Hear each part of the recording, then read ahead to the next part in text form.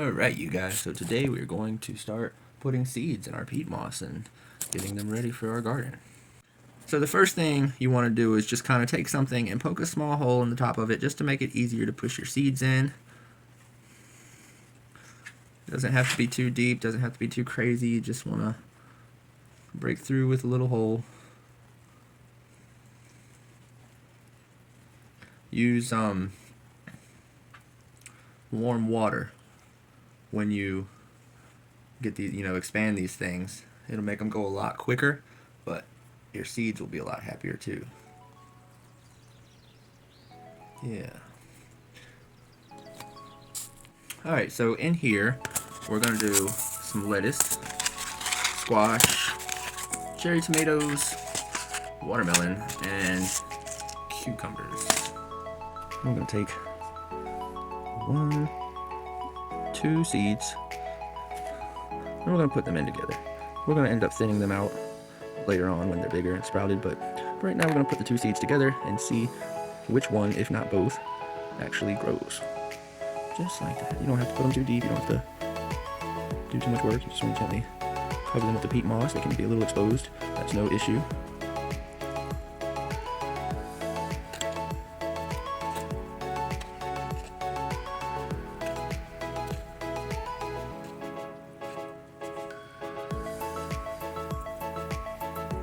That was our first.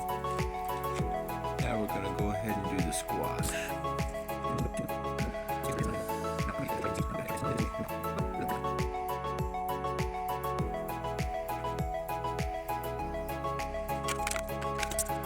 Next, just wanna, so you can keep track of what you got going on.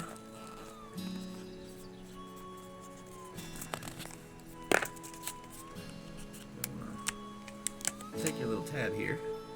You just want to kind of stick it there on the row right where it starts turning into another plant. So you know that these 2 rows behind it, this row and this row, is squash, this row and this row is cucumber. Watermelon. Now these claim to be heirloom. I need scissors to open it. Good thing I got strong teeth, huh?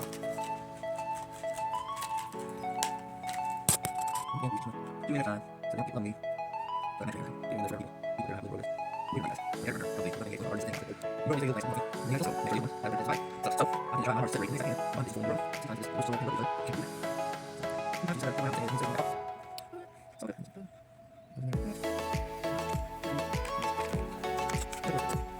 Next, we're going to do some of these bronze mini romaine lettuce. My father says they're really good for putting on sandwiches. He says he uses them for sandwiches. These seeds are very, very tiny and they can be tedious. They actually have tools that will help you out with that. But what we do here is we're just going to take a little pinch. Usually you'll get 3 or 4 at a time. And you're just going to kind of try to sprinkle it until you have about 3 or 4 in the hole.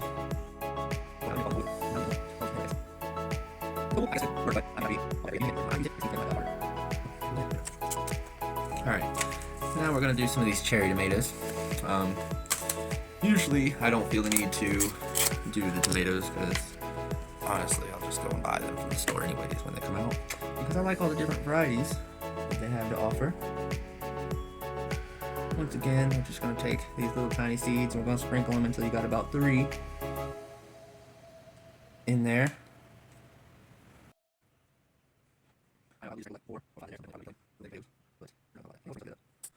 Alright, so now we have put in our 5 that we picked in, and since we have one more row that we can fill up, I say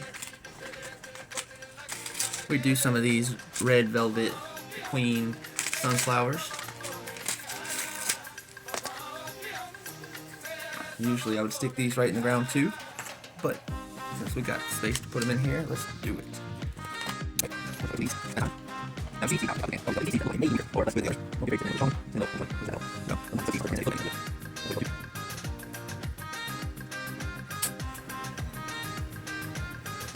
Alright, so assuming you're a beginner and you were watching this video and keeping right along, then now you have reached a stepping stone in your life, because you've grown. I mean, you've started the germination process for your vegetable garden. And now, just go ahead and write somewhere on it what day you planted it, March 1st, so that you can keep a good track of time with it and how long it's taken the seeds to germinate and everything else. It's always good. I'm actually going to go get a gardening journal, so I'm going to be keeping track of everything in the journal.